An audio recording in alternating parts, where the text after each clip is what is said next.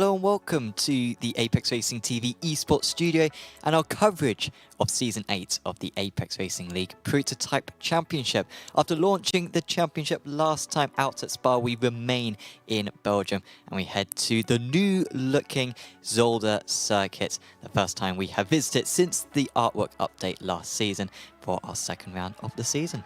My name is Sam Fitzpatrick and alongside me is David Sampson. And David, it was, well, I think we have to label this a controversial first round, plenty of incidents, and we head to a Zolder circuit, which is narrow, many blind corners, not a big difference in the pace between the classes as well.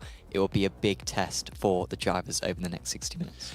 For sure, yeah. This is going to really test the drivers. I mean, you mentioned a plethora of problems, but even just the curb usage here. First couple of corners on cold tyres is going to be tricky with the side-by-side action we're going to see.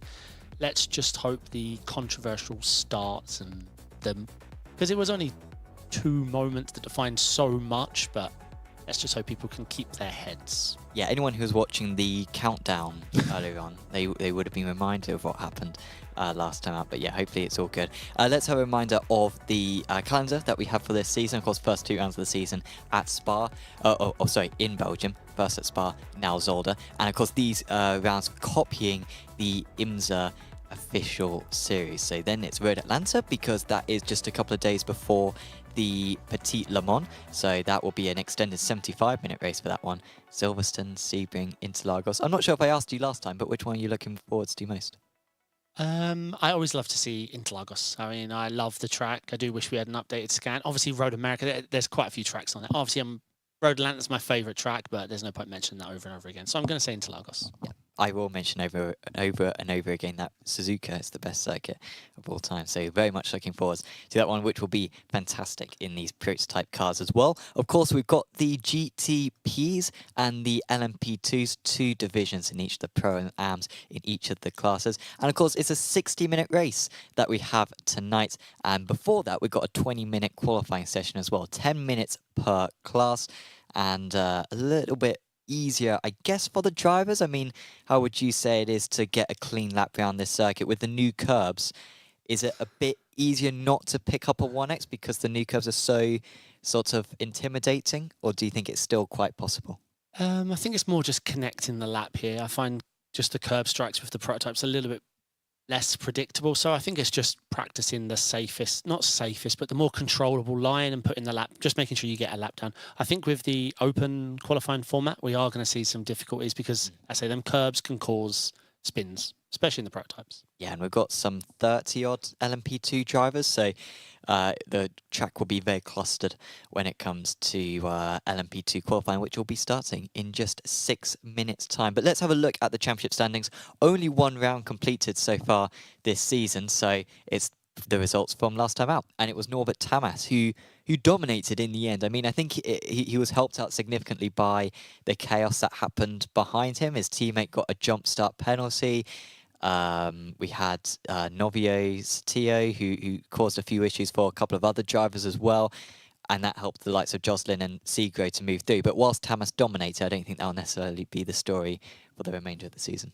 Well, yeah, he survived, right? He was the fastest survivor. So. And he got pole position, so yeah. he earned that lucrative position of being out of the mess. Correct. Yeah, you're right. Let's have a look at the AMs as well, and these guys really did mix around with some of the top pros. In the end, it was Henning Schwiebig who managed to win out, but Kritsander Thasang led for much of the race. He had an extended pit stop, however, and that dropped him down the standings. Bernand up there. Dimbolo had a very good start to the race, and Grondelez, who looked very good in practice so far tonight. We'll see if he can back that up when we get into qualifying in a few minutes' time. And in the teams, we've got Manatee Racing at the top, but that is looking very close. 7 points separating the top 4. Yeah, very close. We always love to see it. Yeah, we're going to see. It's a long season. Going to need a lot of luck. It's multi-class, so everything needs to go right for you to win the championship. But yeah, that's looking. It's been good so far. We'll see. Very good. This is going to be a big test. It will be. Let's have a look at the LMP2s. Christophe Herbinho was also very dominant last time out. Hafler Darson performed very well to finish in 2nd place. Bit disappointed by Delatraz, partly because I said that he was going to win the title. But yeah, like Herbinho had it surprisingly easy, I would say. Yeah, we mustn't forget that the LMP2 leader was crucified. I think that's the word. Well, it was Busby, wasn't it? He was Yeah. second in LMP2. Oh, he was second. And we had one of the GTPs rejoin down that corner that we're just Second, looking yeah, at, you're no right. name.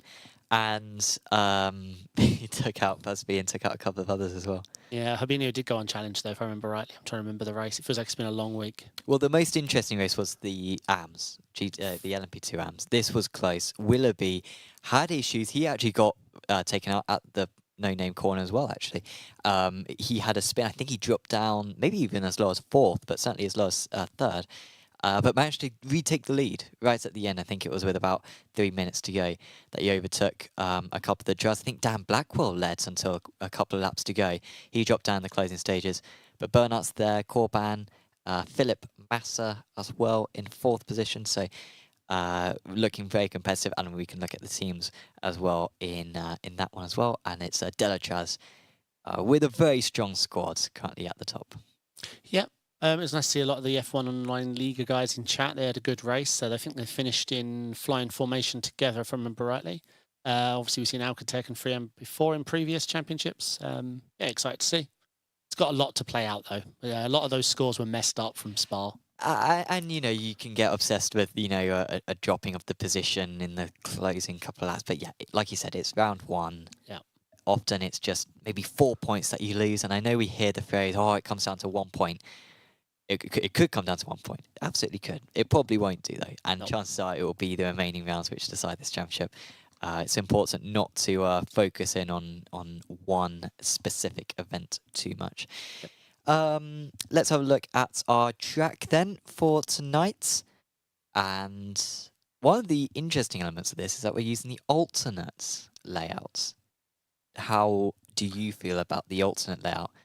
Remind me. So is it just the last chicane is just the flat out one, the one where you can pretty much. In these cars, I think it will be flat out. I mean, it is. So I went on racingcircuits.info, and from what I can establish, it doesn't exist. Like the alternate layout isn't a thing. I think it's basically an escape road, pretty much that you use. And no wonder, because if you used it in real life, people would have neck injuries every single week. Because if you mess up that corner, you are smashing into that wall, because the wall comes out and then into the start finish straight. So I've seen some huge crashes there. So no wonder they don't use it in real life. But in these, it should be very fast. Yeah, I don't mind this layout. Obviously, I'm not a big fan of the non-alternate. That last chicane is rather slow. This is more my preferred, but I'm still firm on. I'm a traditionalist. I like the originals. Sure. But yeah, this is fine. It does create some good action into one. And the gap between the classes today is tiny. GTPs are only about 2 seconds lap faster than the LMP2s. So we're actually going to see some of the LMP2s will start about 10 seconds behind the GTPs. But if the GTPs have issues, they're not going to find it easy to re-overtake. And that final chicane probably helps the GTPs a lot. It means that they can reach or get closer to their top speed, which is their main advantage over the LMP2s. Compared to that slow speed chicane that they would have had to gone through, where the LMP2s would have been very strong. So not a lot of lapping. The GTPs, a lot of the LMP2s may only be lapped by a handful of GTPs. But when traffic does happen, it's going to be very tricky. That's exactly what I was going to say. Yeah, some of the... Yeah, we're going to have to see. They need to be respectful and need to be patient, because side by side in 2 big-ass prototypes is just not going to work in a few of those high curb situations. Absolutely. Yeah, the curves have been changed, but they are still just as tricky as they have ever been. So we will go for a quick advert, but when we're back, we will be watching the LMP2 qualifying for round 2 of the season. Are you struggling for consistency in your sim racing? Does your iRating look like a roller coaster? If so, we have good news for you. The way to get more consistent is to first understand what you're doing differently than the professionals. And VRS is the answer. With our competitive subscription, you will have the telemetry, setups, tutorials, and everything else you need to fully analyze your driving. Our data packs and the ability to compare your driving with the best in the world will show you exactly where to adjust your inputs, change your driving line, and shave seconds off of your lap times. And our powerful and precise Direct Force Pro wheelbase and precision pedals are being used by some of the world's best drivers. All these champions agree that VRS hardware is not just the best on the market, it's also priced well below the competition. So if you're looking to upgrade to direct drive and the best pedals in sim racing, VRS is your answer. If you want to get better, get faster, and make it happen sooner rather than later, you owe it to yourself to find out why so many people are switching to VRS. You'll be so glad that you did. Visit www.virtualracingschool.com and learn why the best use VRS. Welcome to Zolder. We are in the very early stages of qualifying at the moment. First 10 minutes for the LMP2s, the last 10 minutes for the GTPs. And yeah, the driver's just out on their outlaps at the moment. By the way, thank you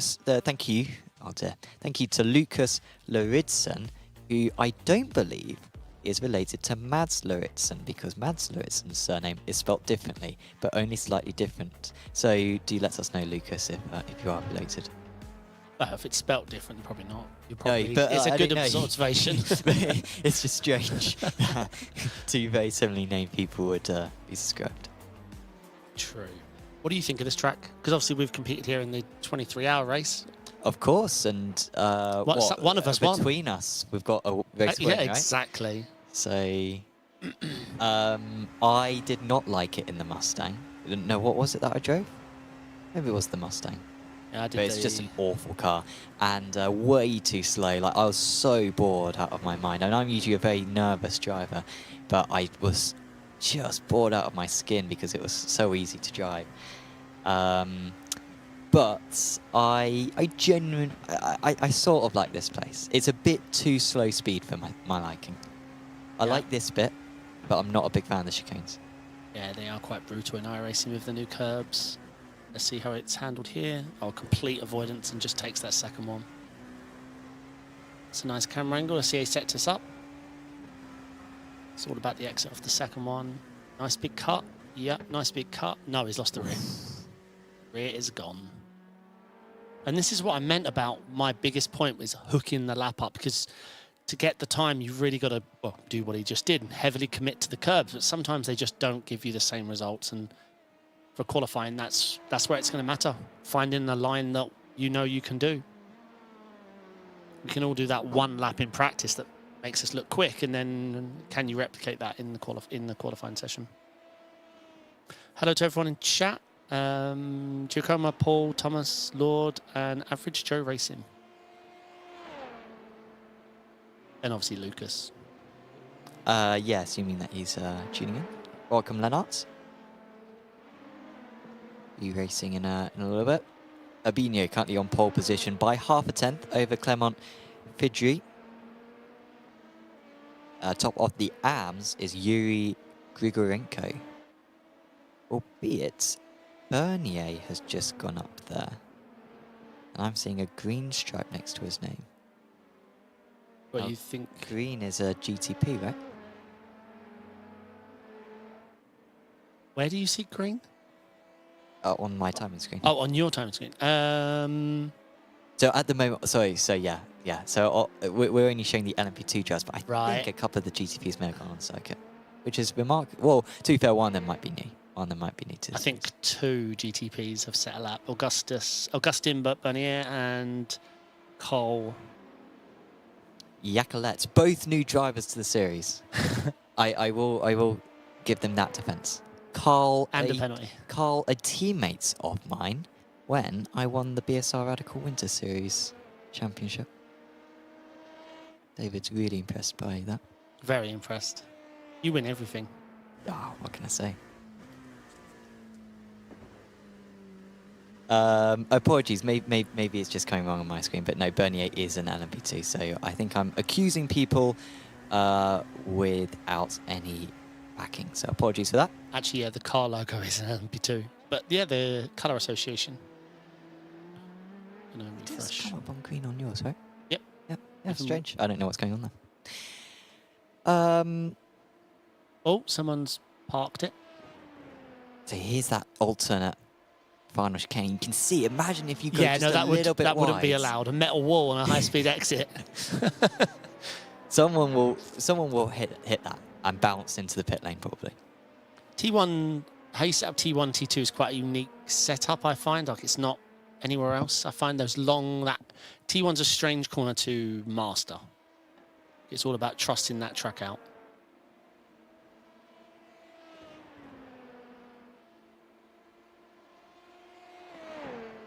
Here comes Bossett. Currently P5. It is looking very close right now. Yeah, very close. Just over a tenth between the top 4 in Pro. And AM top 3, less than a tenth.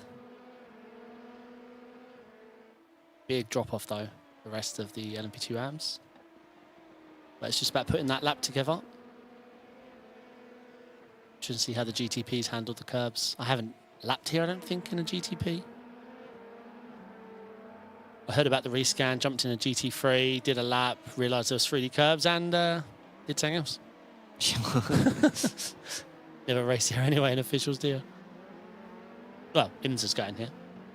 I worry it's going to be dead. IMSA's already here, right? So, Oh, I don't know. I've been voting there for so long. I forgot. I don't know what year it is. yeah, it's there this week. I saw a big crash posted by someone in the ART Discord. Massa crosses the line to go to 6th. Yes, yeah, the participation's been. I might be wrong, but was Felipe Massa's car number 6? This is awful commentary. But yeah, here comes Luca Corban. Oh, that's another thing about the race is pit exit. This is notorious because you exit onto the apex for the right-hander of turn 2, if I remember rightly.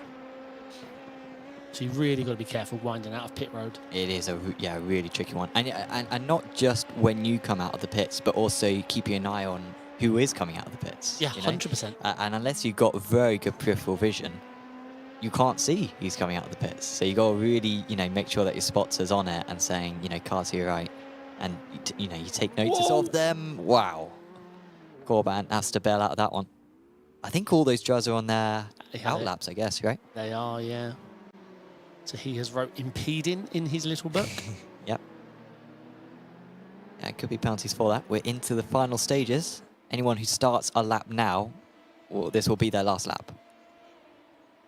Delachaz very close to Herbinho now. Only 1.5 hundredths off. But he's just that little bit short. Half Ladarson, runner-up last time out. He's in 4th. Bernier making his debut for this season.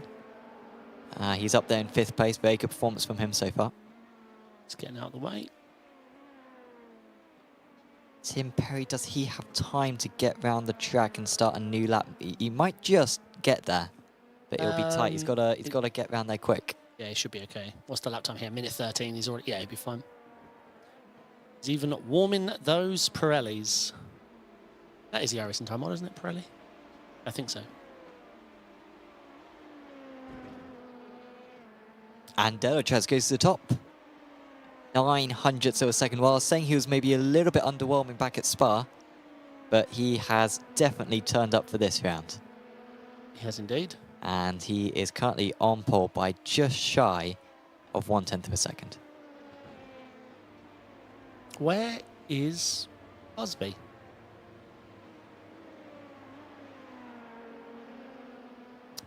I am not sure. He is in the pit lane, apparently. He hasn't got a quali ban.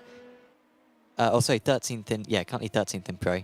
So, yeah. I mean, the times are very close, as Herbinho goes faster. Oh, yeah, that's a monster lap as well. 10.5 faster, puts him 3 tenths clear of P3. Osset's also moving up to P5. So, Bernier, the other Delachaz guys. So, Delachaz 1-2-6 at the moment. Bernier are trying to look for an improvement himself late on in this session to perhaps join them in the top 3 positions. Clement Fudry, can he find any more pace? He was right with the pole sitter just a few moments ago, only 0.5 off or so. Now he finds himself 3/10 off. He needs a big improvement if he's going to get on the front row.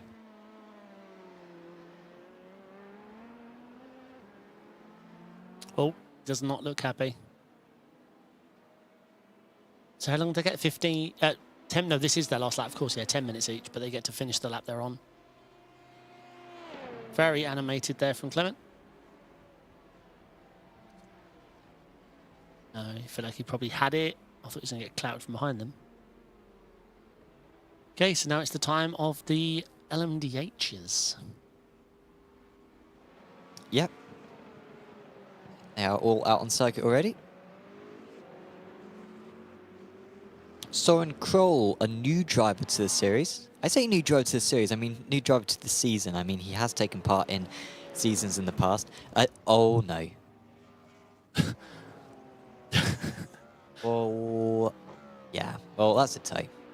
So that's, I mean, that's a bit of a worrying sign. But Soren's a better driver than that. Don't expect that to be, you know, indicator of how he'll drive. He is a very good driver. Teammates with Jack Wells.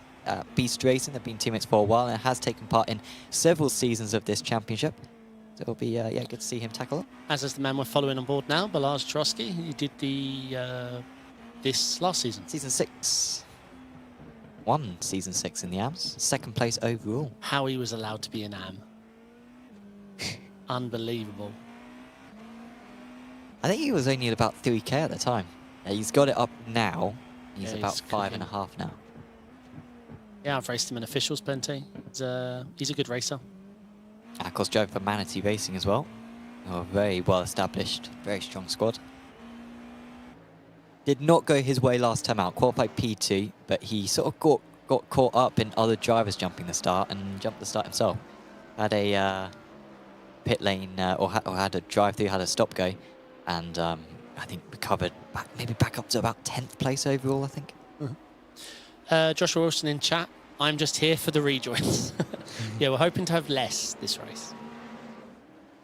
Kritsander Thasang. Now, any very knowledgeable people about the series, and I don't think there will be anyone, but Kritsander is registered as an Acura. However, he's signed up as a Porsche for this round. Now, that was an accident, or perhaps a glitch. I don't know. That happened to him. However, he will still drive with the Porsche. He will receive a penalty for it, but he will hopefully score more points than what the penalty is worth. But that's an unfortunate mistake and one that we all fear. Mark is saying in chat, bet this is a hard track in GTP. Yes, I think so. Curbs. And I definitely wouldn't want to be an Acura at this track. I know it's better at slow speed, but it's so many slow speed corners.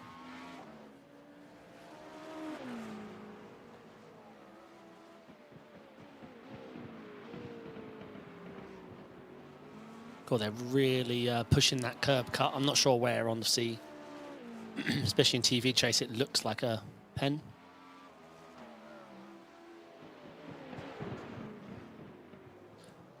Is on board with Lennart Schneebel, who's just in chat.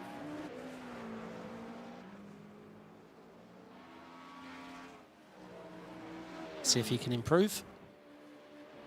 This is such a high-speed section. It's going to make some interesting racing, especially at the start of the race when they're all when all the cars are gaggled up. Lars Trotsky with a purple first sector.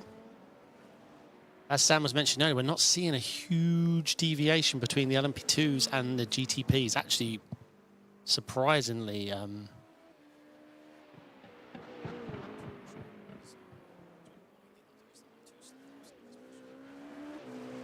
Two slow laps for Turoshki, and now he's starting to push again. A couple of purple sectors for him. As he rattles his way through that final chicane. Let's see where it puts him. It's to the top by 0.3 of a second. Well, it was worth the wait for him. Yeah, it's going to take a while for the GTPs to lap the LMP2s, isn't it? Yeah. But when it happens, it'll be a spectacle. Because yeah, they're gonna struggle, especially when you get that odd balance. You know, a very fast LMP2 driver and a mid pack to low GTP driver. Well, if that ever happens, you know? Like, it might True, be that some of the true. fast LMP2s never get caught. Yeah, good point. If they're very similar on pace, then they won't meet.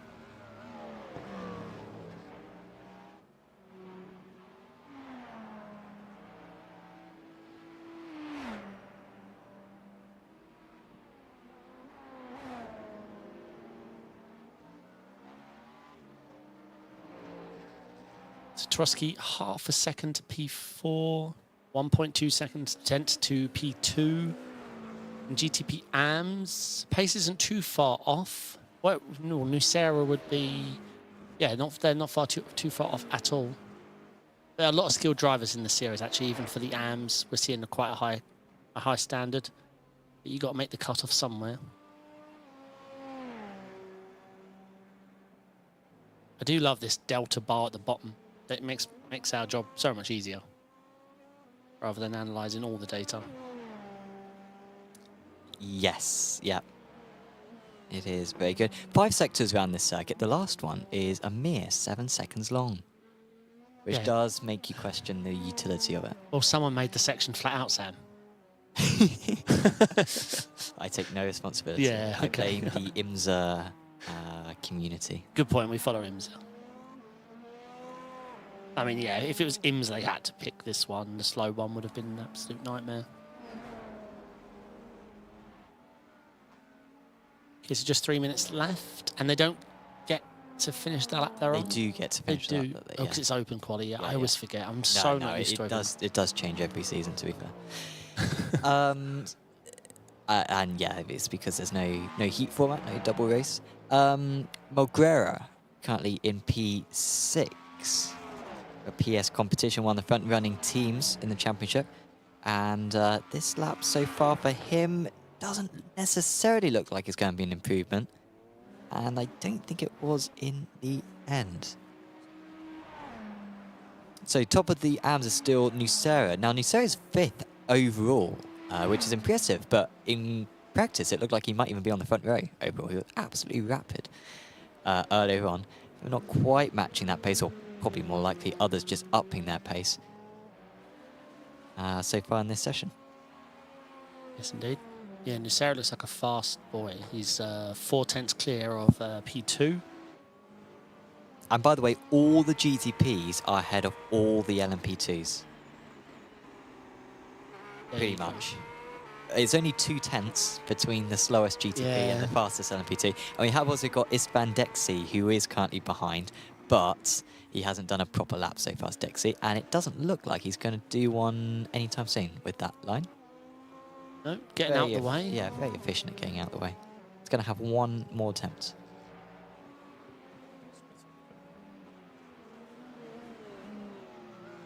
Let's see how he gets on. Yeah, I've always liked this track. I think it holds the record for my single amount of iRating ever lost. Yeah, I think it was when I first hit 5K. I was just mulling around and saw Ferrari Fix was here. Didn't check participation or anything, didn't do any testing. Just thought, I love the track. I've been driving the Ferrari recently. What could go wrong? I think it was like a 1.3K soft. I qualified pole. Like, I got tagged from behind in the first game with a meatball. I lost like 163 iron or something. I couldn't believe it. It wiped out the last week's work. Pain. But no, I still love this track. Nucera out there cooking at the moment. Yeah, this is looking good for Nucera. Here he comes. Could this get him ahead of a few more of the pros? Yeah, I think so. This is going to put him 3rd. No, it's an improvement, but he stays. No, yeah, he did go up to 4th. He did go up to 4th. Sorry, there was a bit of a delay on our overlay or on our timing. So yeah, good effort. Segro moves up to 2nd place. They are absolutely I overshooting assume it was out of fuel because he could technically have done another one, but yeah, he could have done, yeah. not if you haven't got enough fuel. Oh, Greer, what's this lap looking like? Not good. Personal best sector 4. I don't think this is going to be an improvement though. Doesn't need a big improvement to move up. Where does he go? He does move up. Wow. Well, it didn't look like a convincing lap. According to my screen, he only set 1 personal best. But clearly it was a very good sector. So Or you need he left, sometimes. yeah, maybe you left a fair amount of time on the table in the previous laps. Baker moves or stays in second out of the AMs, 10th overall. Let's see how they fare at the start, side by side. A couple of these long sweepers, cold tyres. You know, you're relying on the track out points, and then they've got to filter down to the first of the chicanes. Will they yield side by side with the people on the left? Brake late, it's going to be interesting. Sang put this in his alternate car. P3. Yeah, pretty good, yep. P11 overall. Longfellow. I always like to see a good British name in the series. We had a really good one last season, I think, which escapes me now, but Philip Longfellow is a quality 18th century British name. He remains in seventh, sorry, out of the AMs. Yes, indeed. Good showing. Very close there in the end. I don't know if we saw Balazs and Sergio were separated by a few thousandths. A 1:10.8 they both did. Yeah, 13 thousandths between the two of them. By the way, welcome to everyone in chat. Been very active. It's good to see. I haven't really been following it. My apologies. But, At least you're honest. Oh, yeah. It goes a long way. Yeah, I think just unanimous decision or thought that this is a very tricky circuit in the GTP cars. But let's go through to the grid because we haven't got a whole lot of time. Balazs Tarowski is on pole, and Antonino Segro for Absolute Motorsport. Then it's Federico Crisafulli, Simone Nucera, Anthony Malgrera, Jean Thierry Arrighi, Nevio Sotil, and Matt Baker. Baker on pole for the AMs. Then it's Jocelyn, Dexy, Thasang, Dimbolo, Bernand, Grondelez, Schnabel, Longfellow. And it's Schwiebig, who of course won the AMs last time. He's got a bit of work to do from there. Jack Wells, Soren Kroll is teammates.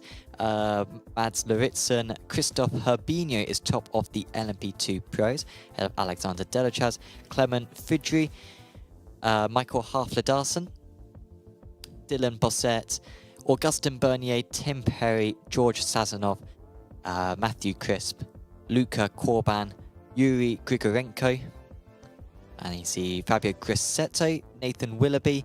And we get into the majority of the AMs, Adam Watson, Emil Koopmans, Chris Bella, Paul Busby, Michael Hooper, Hosu Alzugari. Then it's John Williams, Joris Ooms, Alexei Grodin, Philip Massa, Ivan Revkov, apologies, Connor Bernhardt, Sergei Orikov, Luis Venaccio, that's 48th place, and then the remainder are Anton Oman, Carl Yacolet in his first race of the season, Raymonds, Zarens, and James Koulibaly, rounding out the 52 cars. My favourite bit in that is when you said, and now we've got the bunch of AMs, then you said Paul Busby. Oh, did I? Yeah, well, because he was far down with the AMs. Aye. Oh, apologies, Paul. No, I'm keeping that. Well, yeah, I mean, it's his fault, right? He needs to qualify better. What's he doing down in 12th place? Come on, Paul. Should be up in the top 2. Right, let's hope these guys have thought about the start procedure. Yes. Well, yeah, we will see. We'll see how they manage to get on. You'll see the LMP2s, or you won't see the LMP2s, and that's a good thing. In the background, should be about 10 seconds between the GTPs and the LMP2, so if there are any issues, there should be time for them to all clean it up. But once again, it's a Manatee Racing driver on pole position in the Apex Racing League Prototype Championship. This time it's Tarowski on the pole, and he launches now, and it's a very clean start for our pole sitter ahead of Segro and Chris Safuli. It's a good start actually for Segro to remain that P2, and he might even attack the race leader because he's gone a bit wide himself. In the LMP2s, they are launching very, very late, and the Delachaz cars taking that front row grid position, and they lead 1-2 through turn 1. There has been a collision in the GTPs. Yeah, it was just behind the mid-pack. Laguerre we're hearing. 2 people made contact, and yeah, there's not a lot of room. So we'll see what carnage it calls behind, but it seemed to send itself off the track for the most part. Oh my life. It's a huge slide for one of the LMP2s. I was watching the door-to-door GTP chicane racing. This is going to be interesting. Oh, someone's gone straight on as well, just in front of them. Sorry, this orange and blue car, this is their second chicane they've shared. Oh, wow. Huge slides. And that was Soren Kroll who lost out. Jason Dimblow getting through. Now there's a slowdown for Van Dexy, who initially had a good start, I think, did Dexy. But now he's got that slowdown to serve, and on lap 1, that can be very, very costly. Are they really going to try a send through the high speed? Come on. No, it didn't. It can't be possible, surely. Can't be. I don't know. GTP, No, it's no, way it's too fast. Oh, there's someone, another driver slow. Is that Simone Nusseri? It is. And he has lost the lead out of the GTP AM drivers to Matt Baker. Great start for Baker. Up to 4th place overall. Now, we have had an issue for Henry Joslin, who qualified fairly well, I think, the GTPs, but he's now had an issue. And he may have been the one who collided with Malgrera on lap 1. We watched Fidri. What changes have there been in this class? Bernier and Fidri gaining places. Bossart, who's just behind them, he's lost a place. Oh, big slide for Fidri, and he's going to lose. Well, he's gained 2 places from the race start. He's now given them up, and he might even lose an extra. This is the hard thing about those curb strikes. It's so unpredictable where you're going to land and what direction. So it's just about managing how much pace you want from each chicane. Here we go. Oh. No, how? Wait. Koopmans has been in the wars so far in this race, and he's gained a place there. Man, the netcode model looked good there. That's the best I've seen it. I thought that was death for both of them. But apparently we can lean on metal in iRacing. This is good news. I've obviously been away for too long. So the drivers back in the pits, Joslin, Schnabel, Sotil, and Mads Lewitsen. Lewitsen had a quali ban, so maybe he just never took the start. Dimblow is now off the circuit. I think it was a good qualifying for Dimblow. I feel like he was on the front couple of rows, and he's going to tow back to the pits. That's maybe got some damage in that car. Are we going to see a 3 wide? What is going on here? No. No, it's all filtering off. We are going to... Oh, he's just letting people by, I think. Dexy, after his slowdown earlier on, maybe recovering positions. Oh, no, Anthony... no, that's Henning Schwiebig. Race winner last time out. Not a good qualifying tonight, and that's not helped his cause. Was he the car letting cars through? I'm wondering if he was trying to serve a slowdown and... No, I think he had an instant. I think he had contacts. Okay, we'll get you all the replays. It's a lot for them to grab. Lots of little things from the start. Right, let's catch up. So in GTP Pro, the top 3 are all in position. Jean is up a position, then lots of drops. In GTP and Matt Baker up into the lead, Nussera down 1. But Soren Kroll is up 5 positions, looking very strong for him. LMP2 Pro, not a lot of moving and shaking. Augustin Bernier is up 2. Yeah, I mean, it's now a Delchaz Automotive 1-2-4. Could they lock out the top 3 places in the podium? That rarely happens. I think maybe Alcantech have done it in the F3 series. Simray Sweden have done it in the F3 series as well. But it's a rarity in any ARL's championship.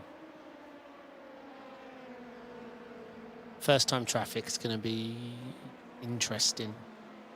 I mean, I guess maybe one of the few positives is that they'll be quite spread out by that point, because it will be like 40 minutes into the race. Yeah. So hopefully it will just be picking one off after the other.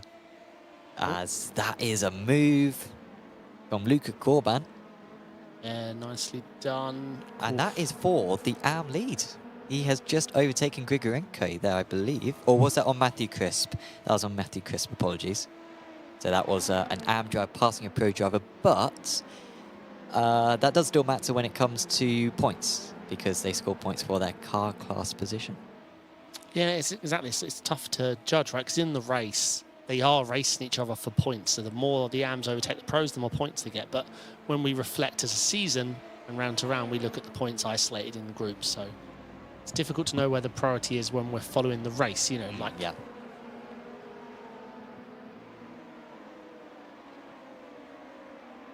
Fastest lap of the race, by the way, for Henry Joslin. He is in... Well, he's about a lap down. But he's going very fast now. He's 3/10 faster than the leader, Henry Joslin. Not sure what happened to Joslin at the start. I think we think he may have collided with one of the other GTP cars. Anthony Melguera, I think we think it might be. But yeah, he is very rapidly catching up to the LMP2s. This is the lead battle in the GTP AMS, and a change for the lead because Simone Nusseur has got back into the lead. He made a mistake earlier on which allowed Baker past, but he's now retaken it. Yeah, looking strong. This was a good battle last race. The actually both AMs were very close, and this is proving to be no different. But obviously, Simone Nusseur is a very fast guy. All right, we've got the replays from the start. So this is what happened. Oh, so this is the Beast Racing drivers. Ooh. And Schnabel had already spun. And Bernand... Ah, so that is what caused it. Yeah, but he gets going again. Oh. So that's what we saw, the blue cars with the front removed. Yeah, that was Joslin. So this is what happened to Dimbolo. Oh, he just bottomed out on the far left curve. Ah, so the Sang hits him, and that's why he couldn't go back going, because it's right in that rear corner. Yeah. So this was the... Oh, no. So I'm right. Teammates. Yeah, but I think that... I have a conspiracy that the other blue car, he'd already let two cars out. I think he was trying to serve a slowdown, honestly. Oh, and that's another car off. I know it's a conspiracy. That It's is going to be very Emil difficult to prove. Koopmans who has spun off. The Effect Racing guy. Oh, careful. The amount of people who destroy their car more reversing into the wall rather than the damage is it's a high factor.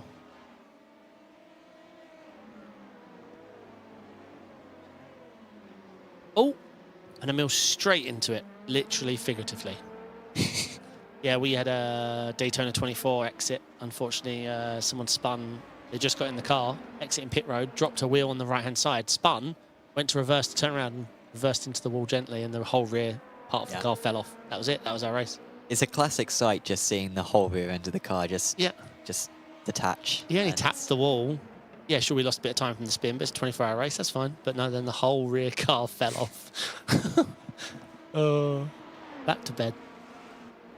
I don't know if Koopmans had another issue, but it seems to have lost more time again. So, not a good time for the Effect Simulations driver. Not a good day for that team overall, really. No, Effect are definitely having a bad day. 13th, 16th in Pro. And, well, Nathan is doing a grand job in LMP2 AM. Currently P3. 2 seconds off the lead battle between Luca and Yuri, which looks like it's going to be a good battle. So Michael Halfter-Darson started P4 out of the pros in LMP2. He's up to P3, and he's keeping tabs with the Delachaz cars. It's a very good effort from him so far. And yeah, the Delachaz guy is not getting away. Herbinho looking for his second consecutive race win, which would probably mean a little bit extra to him, seeing that he is a Belgian, so to go 100% in his country would be a cool feat. Augustin Bernier is there, and they would love nothing more than that 1-2-3 for the first pit stop. That is one of the benefits of this layout, is that the pit lane is less treacherous. We've all been there. You're coming into the pits at Zolder, and someone, or you're coming into the pits and you obliterate the car in front of you. Because you're like, whoa, they're broken for a chicane. Same as Montreal, right? Yes. Yeah. Bam! You smash into the back. Not that I've done it. Yes, I have. No, yeah. no. Definitely. On this layout, it's not a problem because you're flat out into the final chicane anyway. So maybe that's why they picked it after all. Maybe. I think you're overthinking it. I'm giving too much credit. You're way too much credit. Oh, nice move here. Good traction off the corner. Let's see how this goes. Yeah, I was going to say he's on the wrong side for the top speed to carry.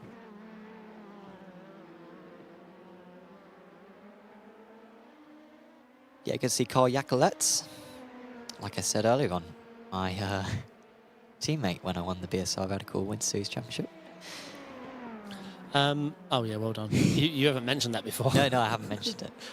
Mark in chat pointing out that Nevio had a Q ban and he didn't know, so he started from the pits to try and save himself because he did actually qualify. Well, he has saved himself. That is that's in the rules, I think. That like if you mess that up, then yeah, start from the pit lane and you're right. He's wearing VR but got a camera on him. I always feel like someone else should come in the room and wave behind him because they'll never know and we know. Like Yeah. I think so that should be the norm. if anyone of Carl's family Correct. are watching along, then do that.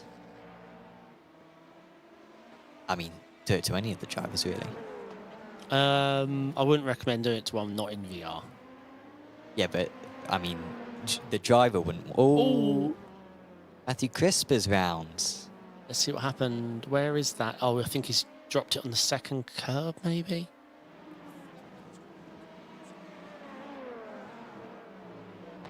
Okay, we'll try and get you a replay of that. I hope Crisp hasn't fried his tyres from doing that. Oh my, Sam. I can tell you've had a week or so off. Wait, is this GTP's on? Yeah. Yeah. So, I think it's a recovery. Yeah, he's recovering. Yeah. It gives us a taste on the pace difference and how he's got to send it and how it's going to be managed. Let's see, because it's all this higher speed stuff where they've got to make it count. But this, Yeah, I mean, this is a decent part of the track to catch, right? yeah, but from now on it's nightmare, right? Yeah. All the way till what? Out of Team 2? Now, what I would say as well, Henry Joslin, since his awful start, has been the quickest GTP on track. So, like, no, if anyone's going to get through the LMP2s, it's going to be this guy. Yeah, here we go. I don't see it from here to T2 how he's going to... Well, maybe the exit of the hairpin, but I'm not sure.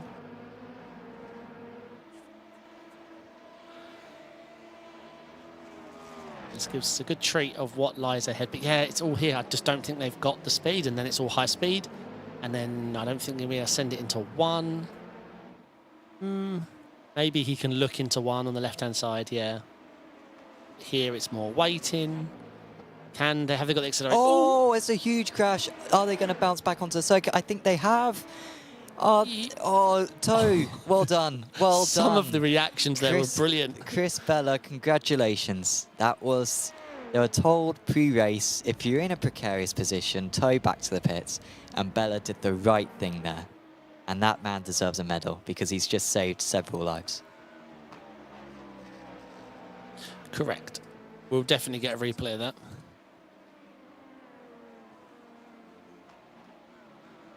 But we did miss the GTP overtaking the elevator. Oh, we got someone facing the wrong way.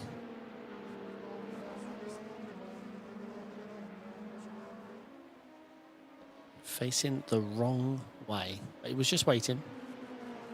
Was it Raymond Zarens, perhaps? I certainly see him off track. Yeah, I think you're right. Yeah, there he is. Well, he's done a good job as well. Well, what a change, isn't it, from Spa, when we had drivers making pile-ups out of nothing, and now we've got drivers avoiding pile-ups. I don't know what he's doing. Why is he waiting to rejoin the wrong way? No, I mean, no doubt. But this isn't good from him, but at least he's not wiping anyone out until he wipes out that guy. Oh my God. Dude, turn around on the mud and rejoin in alignment with the track. I mean, yeah, he could have got to the pit lane exit, couldn't he? Mac. Could have got to that bit to tarmac. Yeah, anything. No, he turn around, like, there was loads of mud to get your car, like, in the place it needs to rejoin the track safely and quickly. But he waited 3 weeks and then joined in front of a car. He tried. Yeah. I mean, he's probably lapped now, but he tried. Managing these curve exits is hyper important, it seems.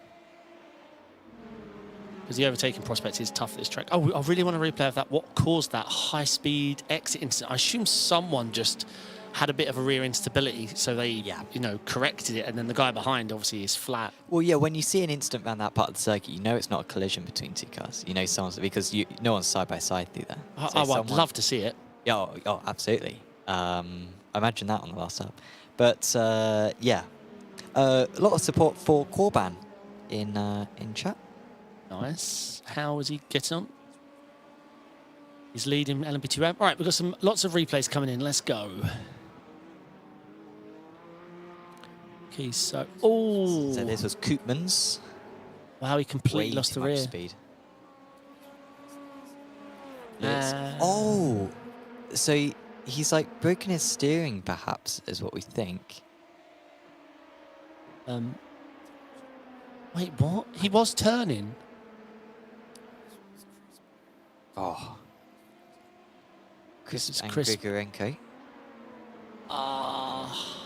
Oh, so they both spun round. It was Grigorenko Let's who see initially this. spun. I mean, the The car on the left has lost the right. Oh, they did send it, mate. Oh man, it was so by Wait, side. they did. Oh, and they split the difference. Oh, What love an to avoid. see it. Love to see it. Oh, unlucky. Who was that?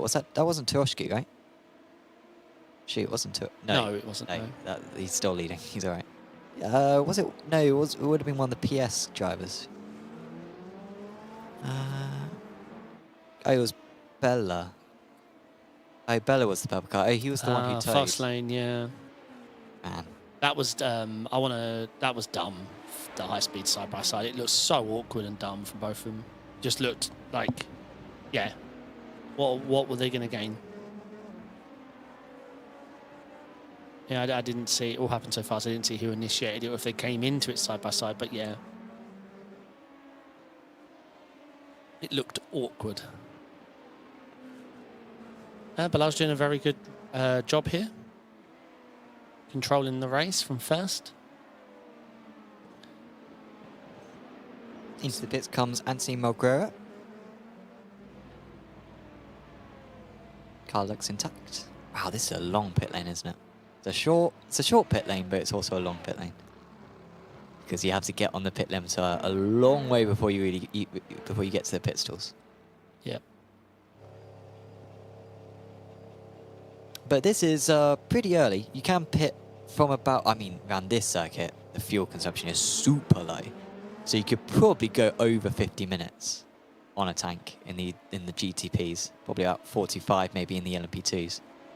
Yes, indeed. So seeing that pit entrance reminded me of whenever you do your first Le Mans Ultimate long race where you need to pit, you smash into a car. Oh, we've got takes the lead. yeah, Segro, the long way round, but he's not going to make it. Has to get out of it. He was Turoshki's not got far this, away yeah. from it, but Turoshki is facing a lot of pressure here. Well, I think there was that first, they had to get past an LMP2 there, so Sure. I think it just, backed them up a bit, and Sergo went for, is it Sergo? Went for a move? Segro? I pronounce it Segro, but I might be wrong. Segro. Yeah, I'm surprised that they're already in the LMP2 field. I think that was Emil. So Emil had a few instances in this, so I think it's... But you look at the cars ahead, and there's a few. Well, our producer just told us half the field is that instance, so that's why they've got up so many.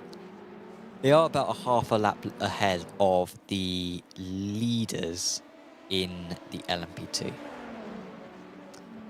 So they will catch by the end, everyone, but... that Nathan Willard, the effect driver, is that a normal pit stop? Because it was around when the incident happened, so I'm... Yeah, it's a long pit stop. I don't...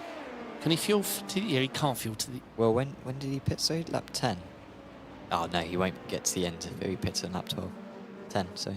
So effect having a very, very bad day, especially on when it's Delatraz is arguably the best... Yeah, it's way above anything they could have expected. 1, 2, 4. Well, last week they didn't even have 3 drivers, so yeah, this is very good for them. Nucera's, by the way, got ahead of Crisafulli. I wonder if Crisafulli made a small mistake. Apologies if... That may have been in the background. We were just following the GTP leaders.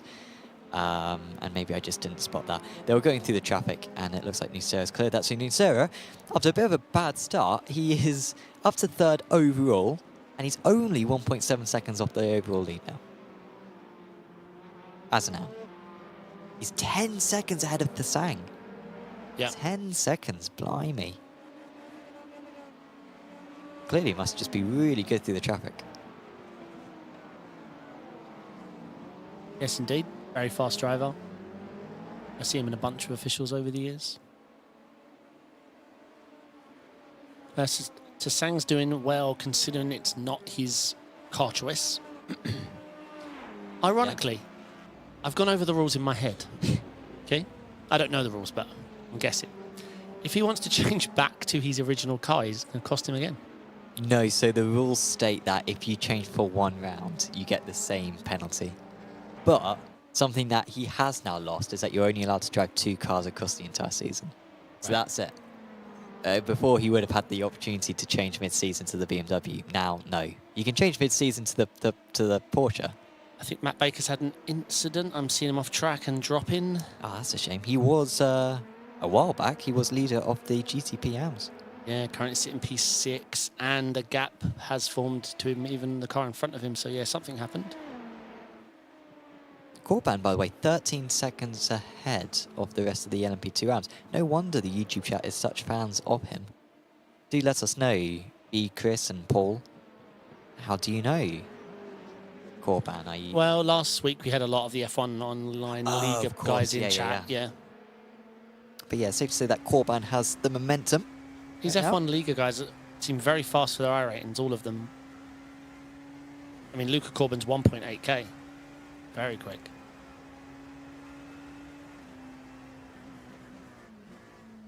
Oh, spin. Who was that? Was it Carl Jacquelet? It was Carl Jacquelet. Well done. Thank you. When you see a wire like that, because that looks like it's... Where's that wire going? That's going up. Yeah. Like, does look like he's like something from the Matrix. That like he's being powered by like... Yeah. like a external source. Yeah, I still feel like it's could be the future of sim racing, even though not today and not next year. Just because of the size, right? Let's face it, 3 screens is not the future of sim racing. It can't be, even though it's what we all do. Sure. We're the minority in the grand scheme of things, I feel.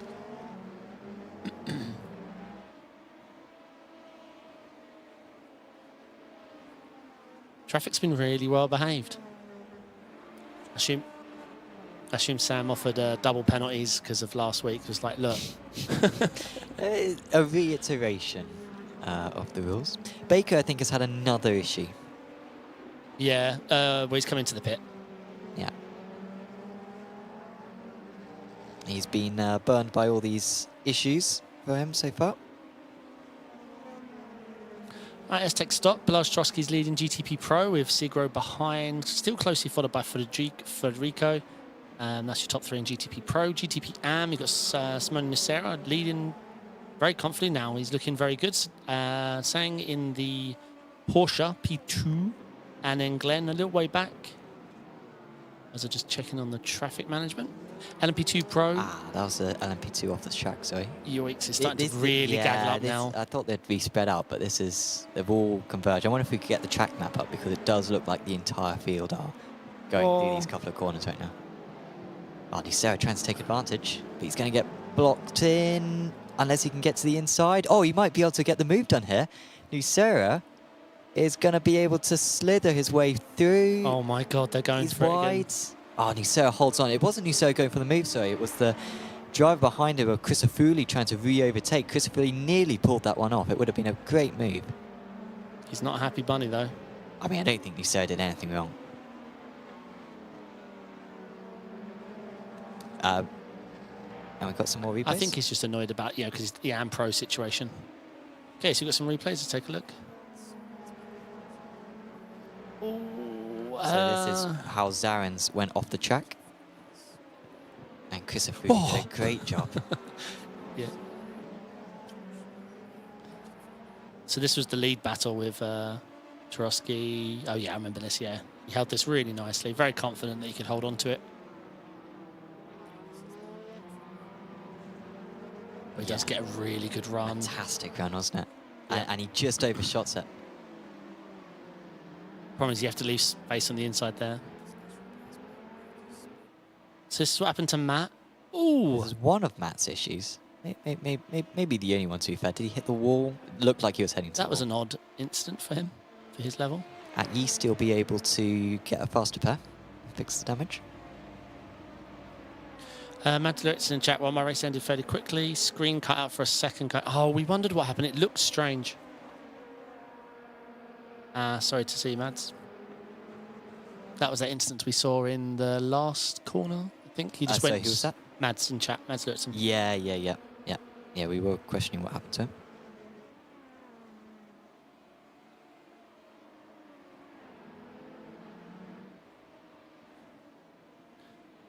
Fabinho having another strong race. Let's see how he can, where he can finish. But at the moment, leading by quite a gap, must be said. Corban's had an issue. Oh Or yeah. is he in the pits? We are checking. Didn't say that. No. Not a good sign. No, he's out there. Something's happened. Yeah, yeah. he's still losing time. Yeah, he's back running, but yeah, he must have lost, what, 15 seconds? Lost a lot of his car as well. Yeah. He should be able to manage that for the fast spray. I'm not sure what happened in that corner. Unless his wheel's obviously very bent as well, which could be the case. Get oh, to yeah. the other side of the circuit. There you go, good. Don't want to be stuck on the left. If he clips that grass, he can go horribly wrong. This is going to be a difficult corner for him, I think. He should probably cut the grass. All right, we'll get a replay of what happened to Corban. But I'm guessing traffic, because, yeah, this is the time they're all getting through the gaggle of traffic.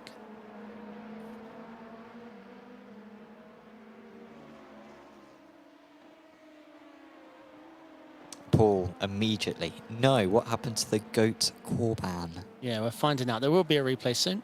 Now it's time for Massa. They've moved on. Gone off Corban. So, Philip Massa, this man, F1 Online Liga. And he is being overtaken there by a GTP. Now, that is for overall position, but it doesn't matter. No, it's not for overall position. That was a car lapping him, I believe. It was overall position. It was Lennart Schnabel overtaking him. You don't score more points beating a GTP. No. Oh, LMP2's. Are they due? No, it's still Oh, early. this is close. This could be Seago's opportunity. This is even better chance than he had earlier on. He's had to bide his time, but he's right there when the traffic helped him out, and he's now going much more speed than he did earlier on. And Antonigo Segro, after 28 minutes of waiting, has overtaken Balázs Tarowski. But still, our top three, our top four even in the top of each other. are super close. Yeah, very good battle. 1 and 3 teammates, right? No, different. Just look, similar liveries from there. They are teammates. Oh, it's because Nucera's I get why. Yeah. Man, this gets tricky. 2 classes, 4 classes, subclasses. It gets very tricky. But yeah. Do check out the live timing link in the description below if you want to get a bit more information. Let's have a look at some replays.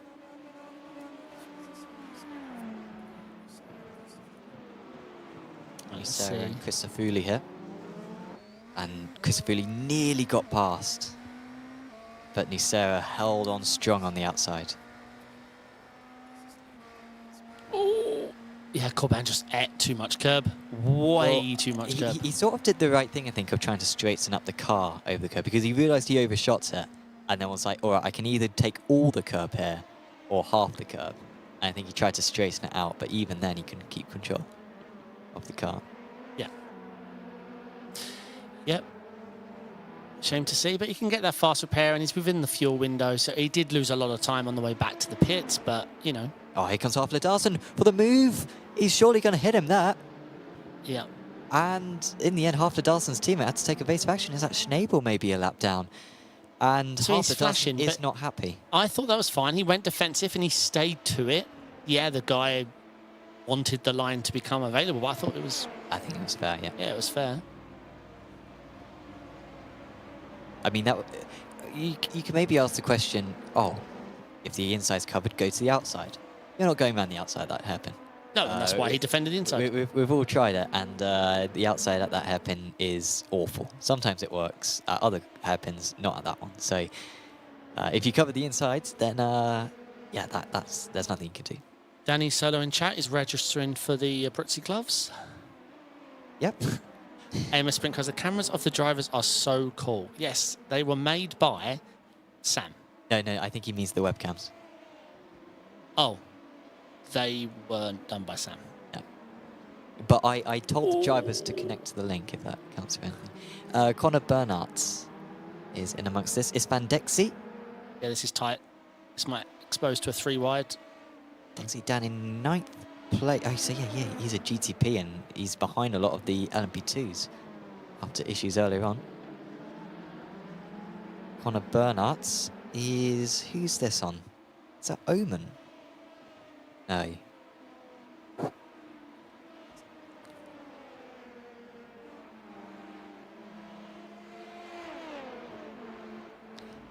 So he'll stay where he is for now. Nicholas Rasmussen in chat saying, these cars look so fast around this track, impressive to watch. Great to have you watching along, Nicholas. Of course, 3rd place in the Apex Racing Academy Super Formula Light Pro Division. As Nucera has got ahead of Turoski, so... 1-2 Absolute Motorsport Isliff. Yeah. C-grade leads Nucera. And maybe they can start stretching their legs. Yeah, I mean, Nucera's looked very fast here. I mean, if they weren't teammates, maybe Nucera could win this. Looking very fast. All right, some replays coming in. What a run. Obviously, Bilal's got held up with traffic there. Yeah, and Nucera had to get on the brakes himself. Yeah. Like, but that was good driving there from Nucera. He could have got greedy and just kept it pinned and caused an incident, but he was sensible and he was still able to get the move. And this is how Nucera managed to get past Petorovsky. More competent on the brakes. Yeah, Trotsky didn't want to fight that. Interesting.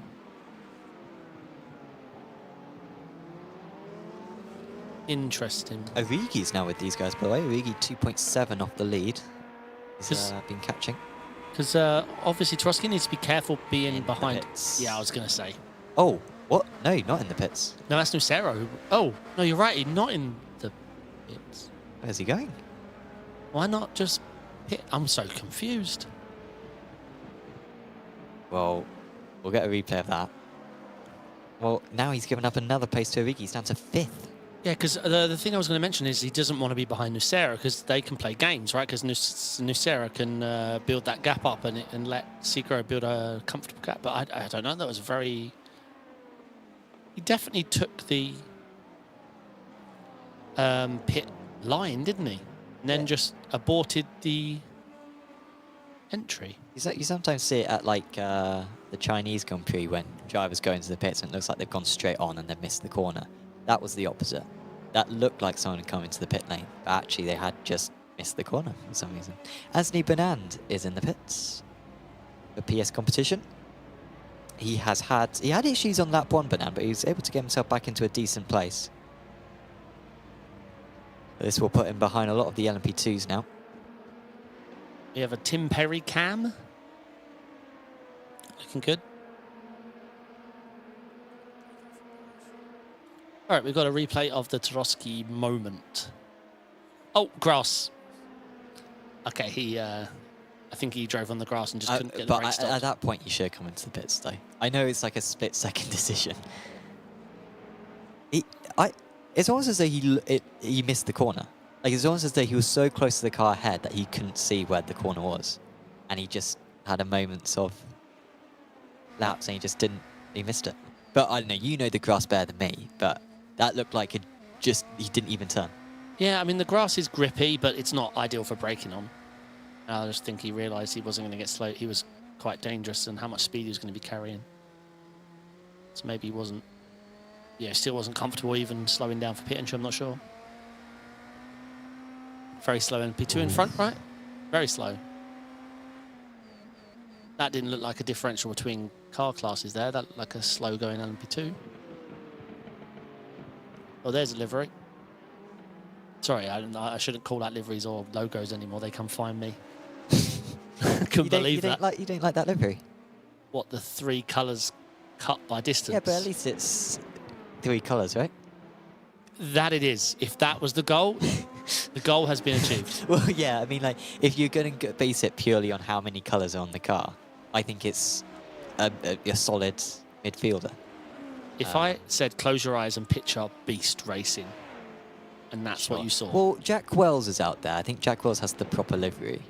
I don't know if maybe we can see. So this is what that car's meant to look like. Okay, there you go. Bit better. Son Kroll is ahead of Jack Wells. Son doing very well. I mean, we are in amongst the pit stops at the moment. Busby into the pits. Yes, we are. Yeah. We haven't seen a pit exit accident. We will, but we haven't seen one yet. I suppose the difference is the exit speeds of these cars is so fast. Like a GT3, you know, you're just there. You're exposed for a little bit longer.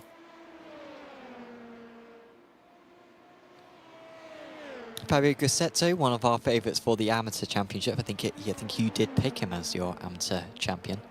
Come close so many times as Grassetto, probably been, including this championship actually. I think he's been runner-up maybe in the prototype AM class once, along with coming close in various single-seater leagues as well.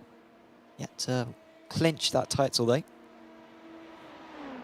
Welcome to Avery in chat, of our co-commentators. Clement and Tim into the pits. Yeah, quite a few pit stops happening right now for the... Segro is in the pits, but we're hearing that he spun Segro. Former race leader. We could have an AM winning this race with the way that this race is going, because Nucera, I think, is effectively the race leader now. Called it. He's cooking. Yeah, I said I know they're teammates, but like I surmised. Oh, sure, okay. Yeah, that it won't happen because they're teammates, but I think Nucera's cooking, yeah. Here's a replay. He actually pulled off a long way away, hadn't he? Built a big gap. Ah, he just locked up.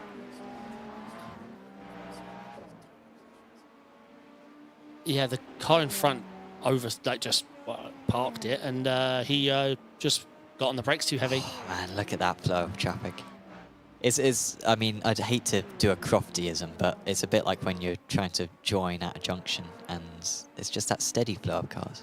Yeah, that was horrible. And I say all he really did there was avoid. But that lock-in that you see, that 180 spin in GTP is the first thing you have to overcome when you learn to drive these cars, because you can get some stopping power out of it, but yeah, it will do that 180 flat spin on you. Yeah, I think he was just caught out there by the closing speed of how much that car in front was slowing. But yeah, I mean, that's definitely cost him the lead. He'll be... Yeah. I'm not going to rule him out of winning this race still, because the way that he was able to pull that gap before that was very impressive. But maybe... But his instant looked like it cost him more than Tarowski's, so he's going to be, say, 5 seconds back from Tarowski, I guess. Yeah. Oh, this is going to be a big test now for Nucera. I mean, at this point, you do question, do you come into the pits? If the right lane even is available. Oh, what does he do here? He's going to get one. No, he's going to wait behind. No, he's coming into the pits, and that was probably the wise thing to do, but he did lose a bit of time. Yeah, I think it was the wise thing to do. But yeah, Nucera have a comfortable lead. I mean, Tarowski and his teammate both had major moments. We're going to see an AM... It will actually change the leaderboard, right? We'll actually see GT AM as the top group. Yeah. It's going to be quite the moment.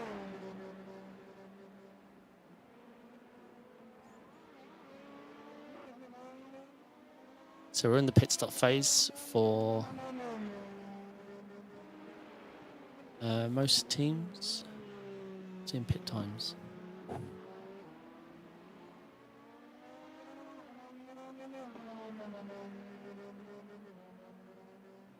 Ah, here we go. Got it working. So the front 4 GTP Pros haven't pitted yet, so that's going to really... obviously, we've got Frederico, Jon, Balazs Trotsky and Jack Wells, yeah, all to pit. And Soren Kroll in GTP AM has yet to pit. I'm seeing Segro a long way behind Nucera. Seagro's pitted though. Yeah, but Nucera's pitted. Oh. Yeah, it's 15 seconds. I didn't realise the rejoin was that bad. But yeah, it's 15. Well, and the spin as well. Yeah. Yeah, so he lost a lot of time, about 17 seconds we're hearing. Christofouli into the pits, Turoshki into the pits, Origi inherits the lead. Now these guys are right in play. This could even be the race lead here for Christofouli, depending on how much traffic he had, but judging by what we saw a lap ago, it looked like these guys had a lot of traffic to deal with. And interesting that they're all pitting quite early. Like they could have gone further in this race. So we had this debate last week when you said the lead. I always feel if the class below you's ahead of you, you aren't in the lead. Yes, AMs can lead behind pros because that's it. But I think if an AM's leading, no GTP is in the lead. No pro is in the lead. Yeah, I agree. Yeah. You don't? Oh, good. Yeah. Cool. That's one. We agree.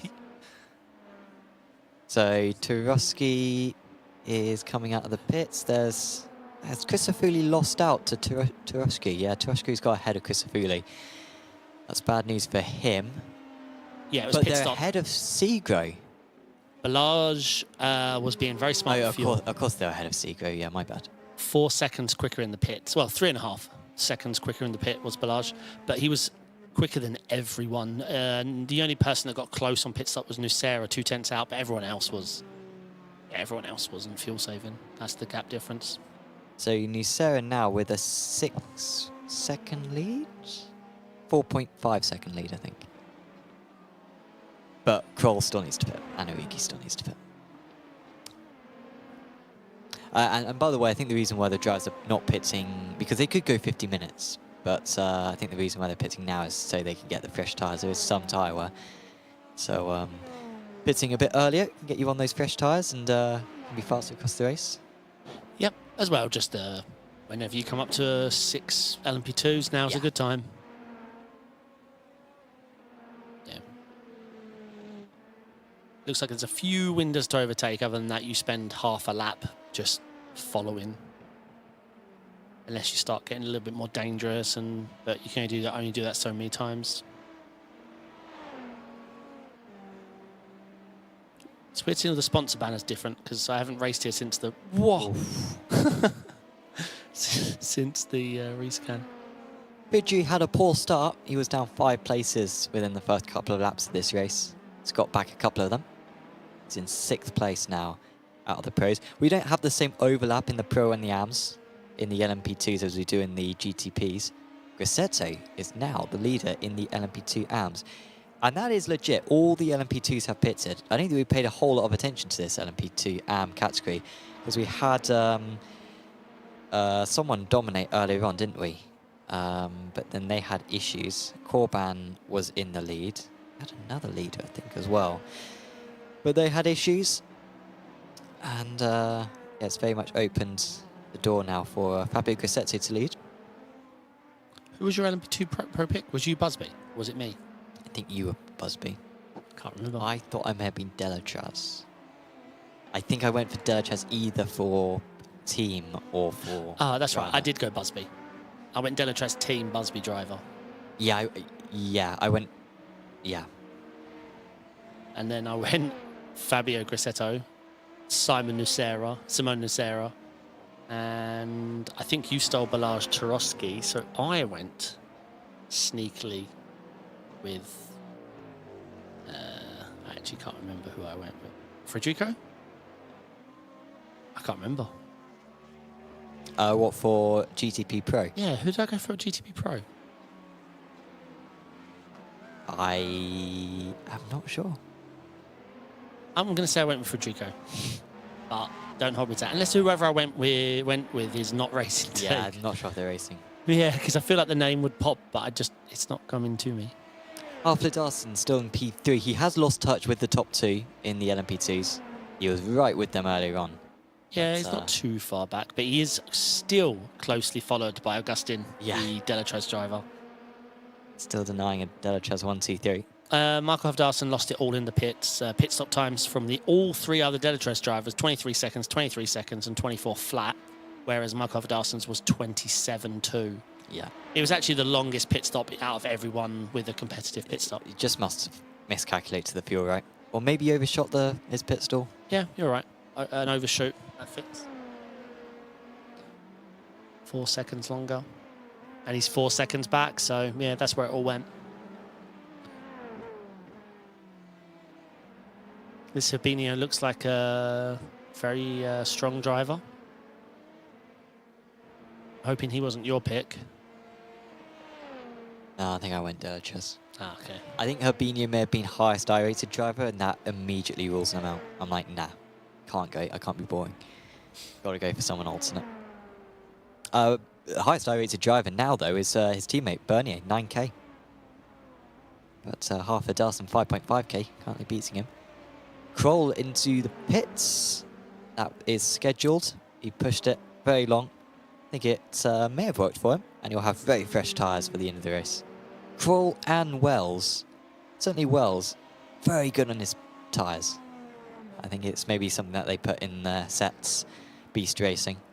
And yeah, so no surprise that he was able to go far. And Origi now comes into the pits as well. Now, he was one of the leaders. He might still be, he'll be ahead of Segro, but I imagine he'll be behind Turoski, Crisafulli, and Nisero. Yeah. Long time on pit limiter.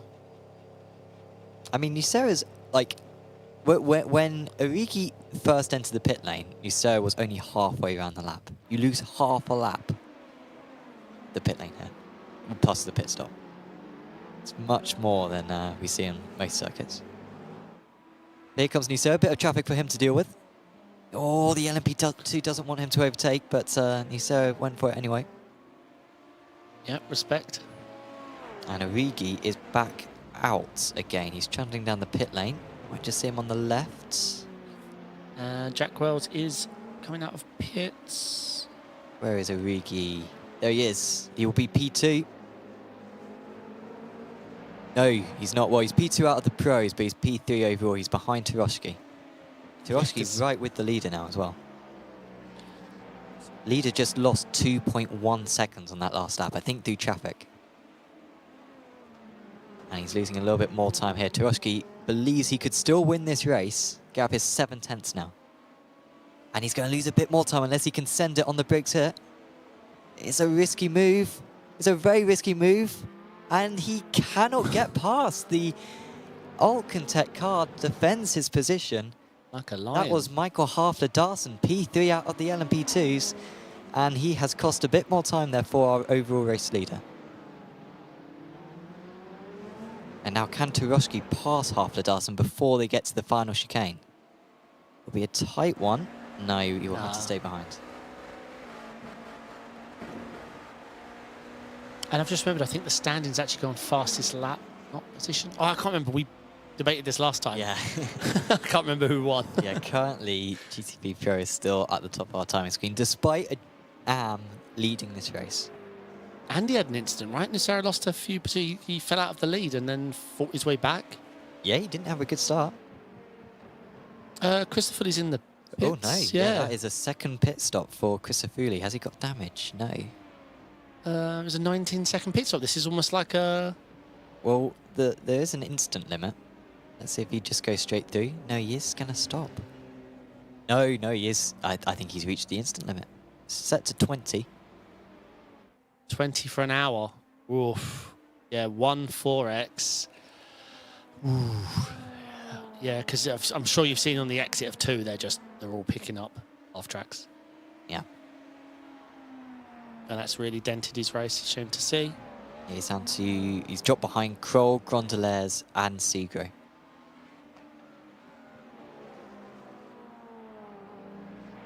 So you're saying Nevio has saved his penalty, starting from the pits? I think so, yeah.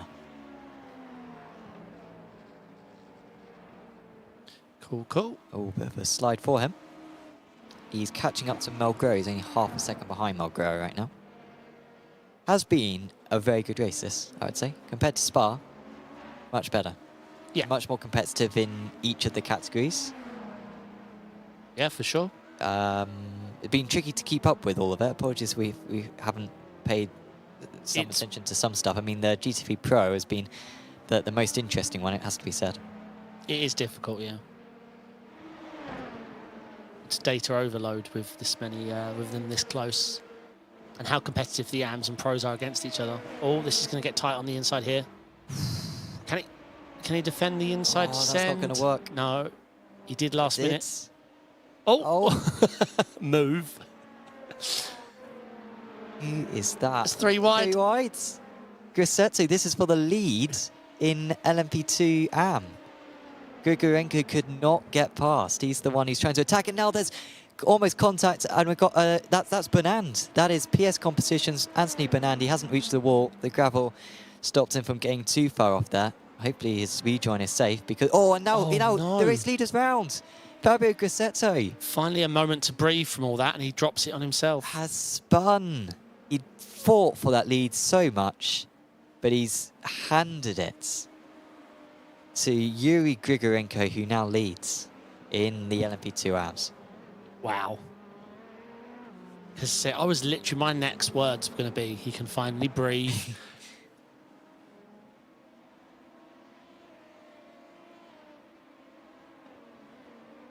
Some shuffling about in LMP2 AM.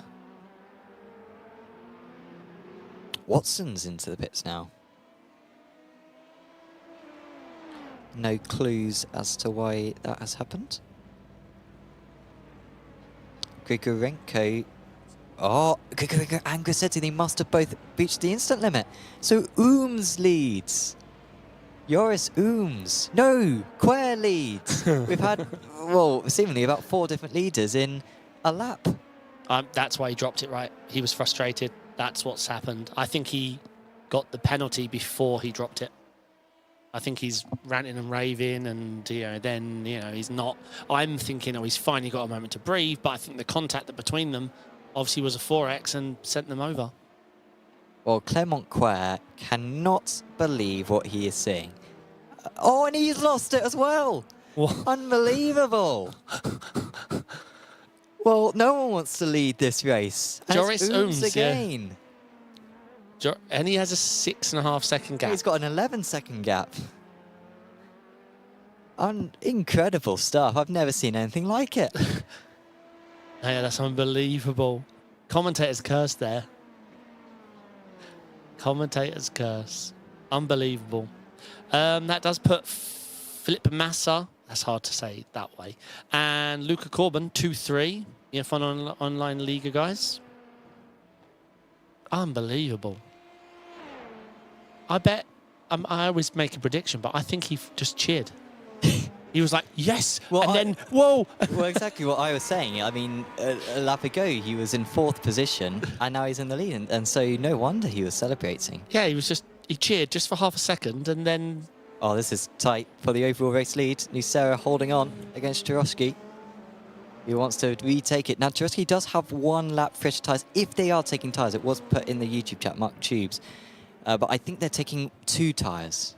They've got enough time to take 2 tyres. Doubt they'd be taking all 4. I imagine this is a very tough circuit when it comes to the So this rears. is the overall leader, AM driver, versus the GTP Pro, quote-unquote leader. Let's see. Still for points? 100%, especially for those team points.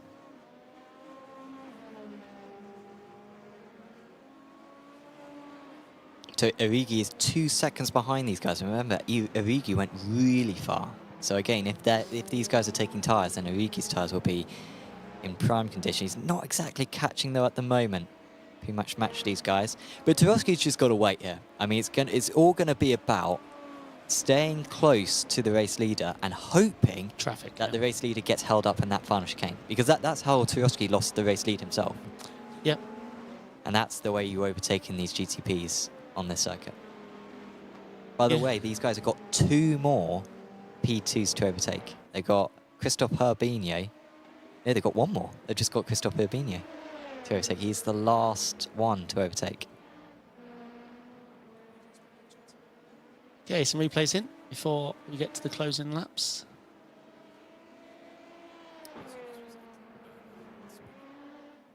This is what happened to Anthony Burnett. Oh, he just tapped the guy in front. Yeah, it was a LMP2 in front of him.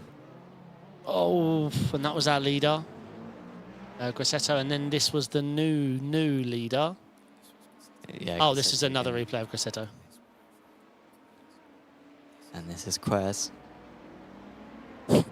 Way too much first. Oh, Even no. more seconds. I can just picture him shouting to someone in the room, "I'm leading, I was 4th. Oh, but Oh, no, I'm not that one's anymore. off. Oh, someone's off. That's a Kroll, I think. Kroll Oh, was and having a I very good think... race. Oh, I thought I saw a terrible rejoin in it. I think he launched the car a little bit too far left. I don't know. In the top corner of the screen, it looked like he yeeted across the track. But I could be wrong. That livery's distracting. Well, your complaints about the livery earlier on really helped me identify who it was. Yeah. Immediately, so thank you for that. Yeah, no, you're more than welcome. I can't unsee the ice cream. What is it? The 3 flavors. Oh, man, I haven't been in this country for a decade. You're gonna have to help me out. So this is a British thing, what?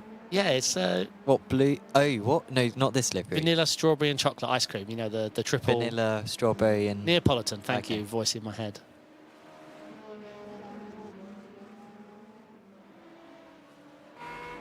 Here's the leaders.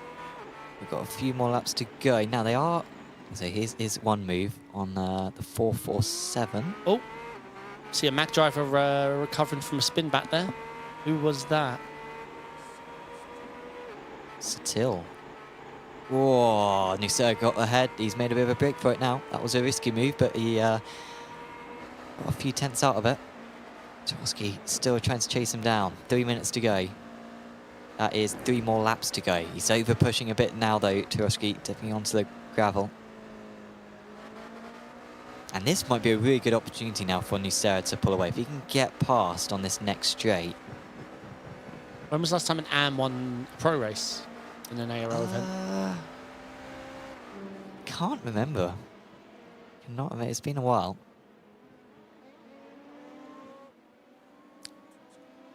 Trotsky got a little bit held up. It was a GTP though who was in front of him, who was more facilitating. And now they've just got Delatraz. Oh, sorry, Herbinho in the Delatraz car. Herbinho is the fast. only LMP2 car who has not been lapped so far in this race. He nearly made it, but he is going to be overtaken. Yeah, he looks very quick here. He's completely hooked up at this track. So he's not going to get in before the chicane, is he? Oh, this will give Trotsky a chance to clear some It's pace. annoying for Trotsky that he's just a bit further back in this lap. Yeah, agreed. Yeah, he's not going to get as much. I don't even think he'll get Herbinho in 1, so back to square one. But at least he can overtake around this part of the circuit. You can get him maybe. Yeah, but he's going to lose time up into 2, I think. Got 2 more laps to go. He's going to have to sacrifice a little here. I wonder if you get the track map up to see how much traffic these guys have got, because It's right too busy, now, mate. The track map looks like an explosion, look. well, they've got a gap now. That might be it for the traffic. Yeah, that might be it. And what, 2 laps left? Yeah, 1 more after this. Gap 7 tenths. Yeah, he's not going to get this done. Oh, Kusafuli's made a mistake. Oh, yeah. Oh, wow, there's barely anything left of the car, and he's had a collision. He's had a collision with another driver. That's That's not Gonzalo. No, it's not Gonzalo. 2 mag it's Jack drivers in Wells. 3 laps. Is it Jack Wells? No, that's Jack Wells. It was Anthony Bernard. Oh, wow, Benand. Yeah. I think Benand was a lap down. Was he? Or was he recovering, maybe? The mag drivers, that's what, 2 incidents in 3 laps. We saw 1 spun at the hairpin, and now, unfortunately, Federico is in the front of his car. Half a second the gap is down to, and they have got a bit of traffic ahead of them, but it's a GTP who are more likely to be sympathetic than the LMP2s, I feel like. But Trotsky is closing in these latter stages. We've got a car off. That's Chris Afuli limping round. Trotsky using up his remaining instants. Yeah, he's facilitating. The GTP gets out of the way. That really should be it now in terms of traffic. And he is pretty much as close as he's been for the second half of this race. Yeah, but there's no There's traction no in that last overtaking. sector. Yeah, there's no overtaking spots left. If there were any to begin with. Yeah, Trotsky looks like he's got the tyre advantage, but it just doesn't mean enough here when it's a one-on-one battle without traffic, I just don't think. It'd need to be a mistake here from Simone Nucera, sorry. He looked. He tried to distract him, but that's it. The amateur driver, he had a poor first event of the season at Spa, is going to take home the race victory here at Zolder. What a performance from Simone Nucera, who wins the overall GTPs as an AM driver. Turoski beats his pro rivals. Origi finished away off in the end in 8th, but he'll be pleased with that one. That was a good performance from him. It will be Segro in 4th place overall. I think the next driver, because well, we've already had Christophe Herbinho win in the LMP2 Pros. We've had Ooms win in the LMP2 AMs. And of course we had Nucera win. So all our class leaders crossed the line within about 10 seconds of one another. What an interesting race with very few incidents and no major incidents. I don't think there was one that involved 3 cars. No, there was potential for more, but Yeah. whenever they were involved in an incident, they got out of there. And they made sure they didn't make it worse. Philip Massa there, 2nd place. Good day for F1 Online Liga. Yep, very solid P2, P3 and P6 in LMP2 AM. And LMP2, obviously, 1, 2, 4 from Delatraz.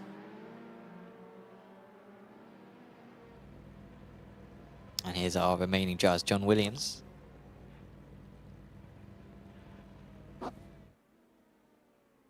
Scoring some good points there. All I can tell you is all these guys put in too much fuel. Way too much. If you can get to turn 1 after the race, you've done something bad. Yeah, really good race. I really enjoyed that, actually. I did as well. Yeah, really good. I wondered how it was going to go down, especially the first couple of laps, but really respectful, very close racing. Actually so close in the classes and battle. It was actually very hard on the data to keep up with everything that was happening. Yeah. I really struggled. I had to really work hard. But yeah, I mean, why am I not seeing the overall win for... Oh, because this is only GTP Pro. Ah, okay. So okay. there's Turoski ahead of Origi and Segro. Wells managed to get to P4. That's classic Jack Wells. Very under the radar, but always gets the way up. And we did have a lot of collisions. There really weren't many GTP pros who had a clean race in the end. No. Probably only about, I mean, Schnabel was out of it, like after lap 1, and he finished 6th. So, yeah, really a lot of incidents, even though it didn't necessarily look like there was. In the GTP AMs, we had Turoski. Apologies, Nucera. My God. He was 40 seconds ahead again. A lot of issues, but I think a lot of self-mistakes. It might be only Nucera didn't have an incident because Turoski had the massive grass cut that ultimately cost him the overall he win. recovered well from that, didn't he? But I think Nucera had an incident lap 1 or 2. So actually everyone. Yeah, everyone had issues. Yeah, Baker was in the lead of the... Yeah, Baker was ahead of Nucera at one point. He finished in 8th. He was 31 laps down. 2 major incidents. In the LMP2 Pro. And obviously we lost Dimbo not early on as well, so that... yeah, good point. Yeah, you would have had a great chance. Albino beating Delatraz. In the end, they were quite far clear of Hafler-Darson, but Hafler-Darson beat Bernier. That's yeah, he was being hunted all race long, had a poor pit stop, cost him about 4 seconds, but yeah, very strong race from him. Plus beat down there in 10th, but only about half a minute off the lead, which in any of the other classes would have put you on the podium, but it was just a lot closer in the LMP2s. There they are, Hosu as well, finishing in 10th place. And then in the LMP2 AMs, this was just madness. And it was madness. Just didn't make a mistake once he got into the lead and won it. Had a Massa and Corban. But Grigorenko could have won. Grassetto could have won. And you're missing the big one. It was further back, wasn't it? Clement. Yeah, Clement should have won. Of course, Willoughby won last time out. He had issues. I don't really remember what happened to Willoughby, but I mean that's a good sign for the LMP2 AMs when that many drivers can lead in 1 lap. Sometimes we don't have that many leaders in a season. And we had that in a minute and a half. So I can't believe we only got 5 seconds to celebrate a new lead until he binned it. And it was a proper bin, right? He destroyed his car. Yeah. Oh, yeah. Nothing left. But yeah, really good race. So let's have a chat with a few of our drivers. We've got a few waiting for a chat. I will be selfish and drag up the first one. Well, I'll be selfish and drag up Blaž because I did pick him to win the pro title this season, and he's looking good potentially to do that as well. Blaž, congratulations. It's a P2, first in the pros, but that must have been that looked like a very tiring race. I mean, are you sweating a lot right now? Yes, definitely. I didn't have experience on this track before, and it's so brutal. I was thinking like this is like Magny-Cours or Zandvoort, you know, it's super tight and the traffic is crazy. Yeah, I mean, so many sorts of tight moments out there. Talk us through the first 27 minutes of the race, because you were being hounded for those first 27 minutes of the race with 3 cars all lining up right behind you. Did you feel like you were the fastest driver out there and they were just able to keep up with the traffic, or how did you read that period of the race? Did you feel like you were holding them up and holding on, or did you feel like the traffic wasn't allowing you to pull away? I think on maybe a clear track, I could have maybe pulled away or at least kept the gap. But with the lack of experience around here, I wasn't so sure where to overtake the LMP2s and where not to. And I made a mistake going into the last chicane by trying to go for it. And that's how I lost P1 initially. And then otherwise, it was okay. I think the pace was good. But in the around then, like around this first half of the race, I had a wheel moment where the wheel just didn't turn into the last corner, so I had to cut the grass there, and fell back to P5 or P6. And from there, I think the pace was good. I changed tires on the rear. I'm not sure if others did, but also saved some fuel, and I got back into it. But Simona beat me. Yeah, we were questioning actually what happened with that moment where you skipped across the chicane. We thought you were coming into the pits, and then yeah, you continued on. But that explains exactly what happened there. And yeah, really good pace in those closing stages. I mean, yeah, do you think there was ever an opportunity to overtake Simone? Is there like a moment that you look back on in the race and you think, if I'd just done that a little bit different, I could have got him? Or do you think around this circuit it just wasn't possible to overtake him? I think around here it was really, really hard. And I thought about, if I send it and we make a mistake, Jean Thierry was 2 seconds behind at that point. So I tried to be cautious a bit. He was pretty slow into the second chicane. I thought maybe there I could have a go, but the straights are so slow, short, and they bend and stuff like this. So it was really hard. I didn't want to risk anything. Yeah, I think that was sensible, especially this early on in the season. You got the team's points as well to worry about, so that was a very good result in the end for yourself. Is there anyone you want to give a shout out to? Shout out to my teammate. He's not here because he doesn't own the track, but I'm sure next race he'll be back and quick. So shout out to him. Incredible commitment there to the cause. But yeah, best of luck to both of you for next time out, and yeah, congratulations on the podium. Thank you. Blaž there. There you go. That's a shame. I forget who his teammate is. Norbert Tamas, who I think you may have picked for the title. And so yeah, 6.3k, doesn't own Zolder. That's who I picked, Norbert. Didn't own the track. It's a good circuit, Norbert. I'm unpicking him. The thing is, you're gonna drive it eventually anyway, right? No. Like 10 years time, you're gonna have to drive this circuit. So you should, yeah, take the burn now. Right, I'm gonna speak to Joris, our LMP2 AM winner. Hello, Joris, can you hear me? Okay. Hello. Congratulations on the LMP2 AM win. I mean, did you see everything that was happening in front? Because obviously you inherited that quite nicely and then managed it to the end. I mean, have you caught up on everything that happened, or are you just clueless as to... I had absolutely no clue, but I had 2 friends in Discord voice chat, and they were keeping me up to date. So that was from one surprise to the other. Yeah, I think Fabio and Yuri had a incident which put them over the limit, and then Clement inherited the lead for about 5 seconds, and then he binned it at the first chicane, and then Yeah, right in front of me.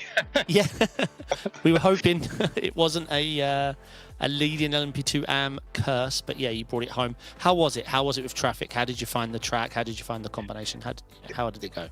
It was fun. It was really fun. I was expecting way worse, but in the end, I think I'm glad it wasn't raining. That helped a lot. But overall, traffic was good. I think the spread was good. The pace was good. Yeah, it was fun. It was fun. And I'm seeing your livery on the screen now. It's a nice looking livery. It's nice to see. Match speed. Thank you. Max speed. I will make sure that the guy who created that gets the kudos. It is a nice livery, yeah. Yeah, it looks good. Any tracks upcoming that you're either super excited for or super apprehensive for? I was really excited for this track because this is my home track. I live next to this track, actually. Awesome. And the one next week, Road Atlanta. Really, really looking forward to that one. Yes, that's a good shout. Iris, does anyone like to give a shout out to? I wasn't prepared for that question, so I don't know. Well, let's say thank you, Arne Vaat, for delivery. Seems that people appreciate it. Excellent. And yeah, congratulations and good luck with the rest of the season. I hope to speak to you in more interviews when you pick up some more podiums. Thank you so much. Hope to talk to you soon. Cheers, Iris. Congrats. Yo. Bye. Impressive win there. I mean, we said it earlier, fastest survivor, right? That's how you win these sort of multi-class races. I remember a few seasons ago in I think it may have been the GTP category. I think we had 6 different winners in the first 6 races, and I think this season could be a bit like that in the Olympic 2 AMs. Would not be surprised if we have a 3rd different winner next time because it looks really competitive. Let's have a chat next up with Alexander Delatraz, who joins us now because he was the 2nd place man in the LMP2 category. Alexander, congratulations on that one. First, let's go through qualifying because it looked like a really fun battle between yourself and Christoph to get that pole position. Yeah, it was a fun battle, yeah. I was thinking that I will get the pole position, but he just tell me, check the chrono, check the timing, you will see. And yeah, I see his time. But honestly, I think it was faster than me. Can do his time. Yeah, it was a really good lap from himself. And then when we went through the race, it seemed like both of you were very evenly matched for most of the race. You had Michael Hafler-Darson behind you as well. I mean, how was it racing against those guys? Because it looked like overtaking was very tricky, but at the same time, whenever you were amongst traffic, it looked a bit treacherous out there. Yeah, it's very tricky to overtake. You need to wait when the people ahead of you make a mistake or be blocked by the traffic. And it was, very difficult to defend against it because he's very fast also. But we did both mistakes sometimes. I take a slowdown, he take one. I block one time, but he block the second time. So yeah, the more important was to defend correctly the position at the moment where I was at risk. And we was fighting very hard, but fair, very fair. It was a fun battle. Thanks to Michael for this. And very happy to keep the position even during the pit stop. And after the second part of the race, after the pit stop was more cool for me. I just managed to keep the P2. And next week we head to Road Atlanta. Of course, it's just a couple of days before Petit Le Mans. Are you driving with your teammates in this series? Christoph and Augustin in Petit Le Mans. And are you driving the LMP2 as well in Petit Le Mans? Christoph and me, yes. Augustin is not there because he have in a real race. Sorry. So yes, only me and Christoph. But yes, of course, we will start the practice very soon. I think tomorrow or Saturday, something like this. And the Apex race will help us to be ready for the Petit Le Mans. That's very, very good to hear. And best of luck for yourself on that one. Is there anyone you want to give a shout out to? Oh, again, like usually, our sponsor who make this possible, and Christophe and Augustine, because it's always a pleasure to work with them, and I take always a good moment. So thank you for this, and thanks also to the Apex team for the organization, like always. Awesome. Well, thank you for the kind words, Alexander, and yeah, good luck for next week. Thank you. Bye. As Alexander Delachaz, and I think we will have one more interview. Yep, I'm going to bring Michael in. Hello, Michael, can you hear me okay? Yeah, I hear you loud and clear. Awesome. Congratulations first on your P3. Looked like a very tough race. You were surrounded by green Delatraz cars. Tell me about it. Yeah, Delatras are everywhere. It's crazy. I had a bad qualifying, didn't get a lap because of the traffic, and then obviously got third pretty quickly in the race, but couldn't get the Delatras for P2, so was kind of stuck there, and then obviously had underfueled the car a bit, so had a bit longer pit stop, and yeah, then just had to defend for the rest of the second stint, which was annoying, and then obviously struggling a lot with traffic, such a small track, and everyone being at the same place at the same time. Yeah, look that way. Yeah, your pit stop I did notice was like four seconds longer than I think everyone's really, apart from anyone who had a major incident. So we did surmise maybe fuel. But yeah, it really knocked you out of that, because you were keeping up with Christophe and Alexander Delatraz very, very well, it must be said. But that pit stop just knocked you back, and you really just had to focus on defending from a 9K Augustine, which must have, because it was all race long, he was hounding you from very close, it looked like. Yeah, I mean, he was on it all the time. I knew that if I just could keep the X speed up and just hit my chicanes, because I noticed that I gained a few tenths on in the chicanes. So if I just could hit those corner every lap, I knew that he wouldn't pass. But obviously some lap it was really close when we had a lot of traffic. He came within a tenth or two of overtaking me, which was crazy. But yeah, I'm happy able to pull P3. I mean, it's good for the championship and good for the team standings. Yes, indeed. Any tracks you're looking forward to? Obviously, we're going to Road Atlanta next week. Is that a track that you enjoy? Are you doing Petit Le Mans? I don't know if I'm doing Petit Le Mans. We'll have to see. But as long as it's raining, I'll be happy.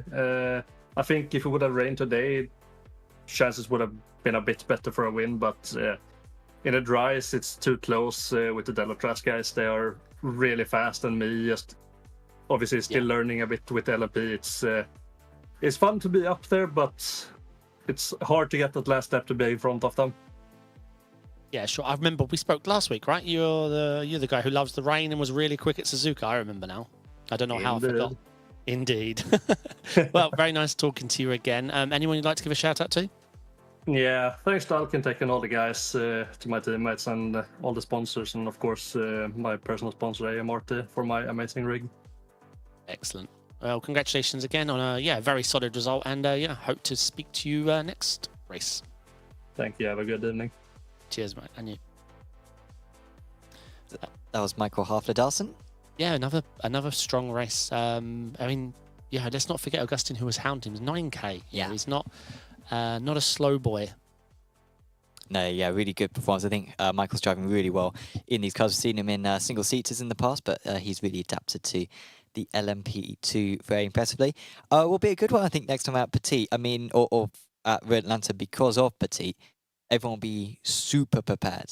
And I think sometimes we see some drivers excel even more because, you know, some of these guys maybe only do an hour or two of practice per round.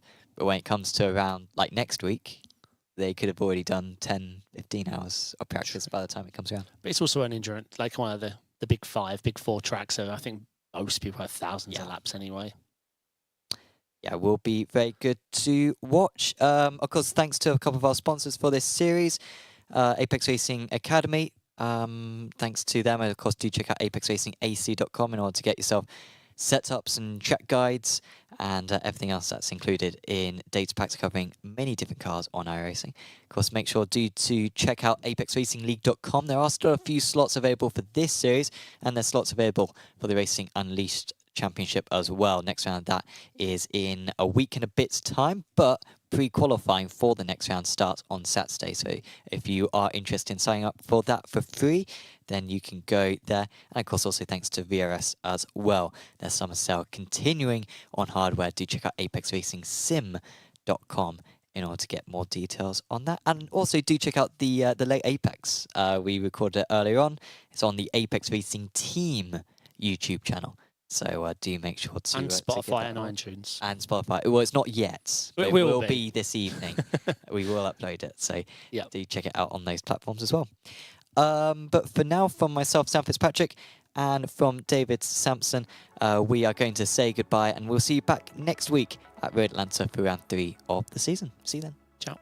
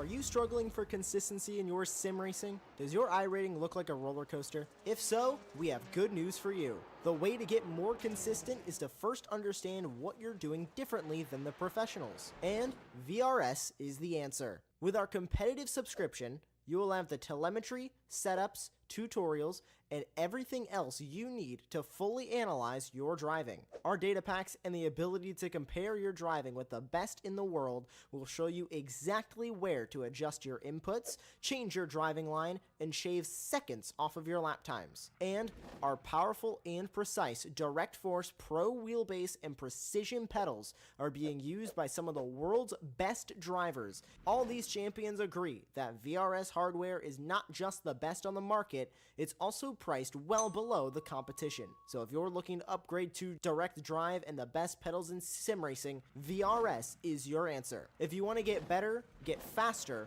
and make it happen sooner rather than later, you owe it to yourself to find out why so many people are switching to VRS. You'll be so glad that you did. Visit www.virtualracingschool.com and learn why the best use VRS.